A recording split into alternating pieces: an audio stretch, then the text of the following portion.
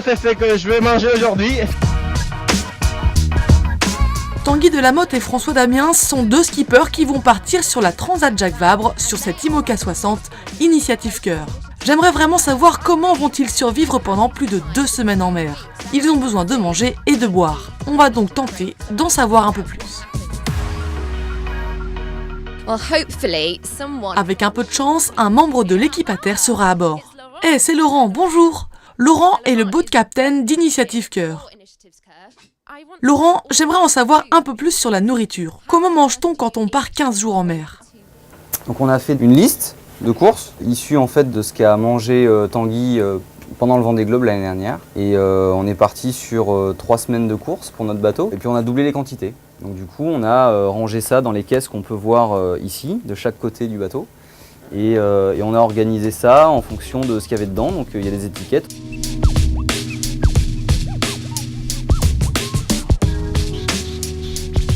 Regardez le petit déjeuner de Tanguy là. Ah ouais. Yeah. Des petites crêpes sucrées. De sa maman, les petites confitures de Laurent, les molles. Tout ce qu'il y a là, ce sont des lyophilisés? Et en fait on n'en a pas trop parce que le Tanguy et François n'aiment pas les lyophilisés. On a de la nourriture sous vide, des conserves et puis des féculents standards. Laurent, combien pèse toute cette nourriture? On estime à peu près le poids total embarqué ici pour la Jacques Vabre à 200 kg de nourriture. C'est un choix voilà, qu'on a fait d'avoir très peu lyophilisé.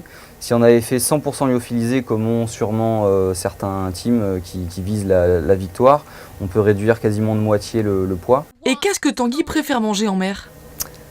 Tanguy, je sais qu'il a un péché mignon, c'est les bonbons. Ok, alors on va écouter ce que Tanguy a répondu et on verra aussi ce que les autres skippers ont répondu parce qu'ils n'aiment pas tous la même chose. Regardez. Haribo. J'aime bien manger du jambon de Bayonne. Des bonbons, des crocos Haribo. In French, it calls la viande des grisons. Ouais, un petit bout de chocolat. Good French saucisson.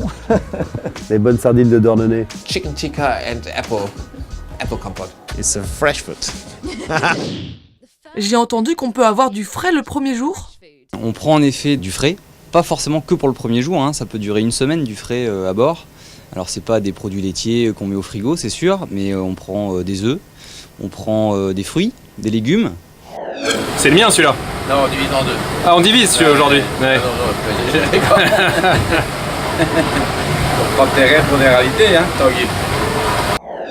Pour faire l'eau à bord, pour faire de l'eau douce, on a l'appareil qu'on voit ici.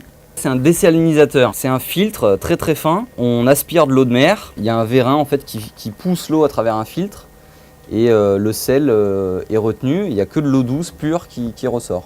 Et l'eau douce est stockée dans le petit réservoir qui est ici. L'eau douce est fabriquée ici. Nous dans notre cas, on va l'utiliser pour faire cuire les pâtes, pour faire réchauffer les plats sous vide au bain-marie, et pour faire les quelques lyophilisés qu'on a dans les caisses. Et pour boire aussi, c'est l'eau qu'ils utilisent pour boire. On a donc vu que la nourriture embarquée est bien différente selon les bateaux. Ceux qui partent pour la compétition font attention au poids et préfèrent donc les lyophilisés.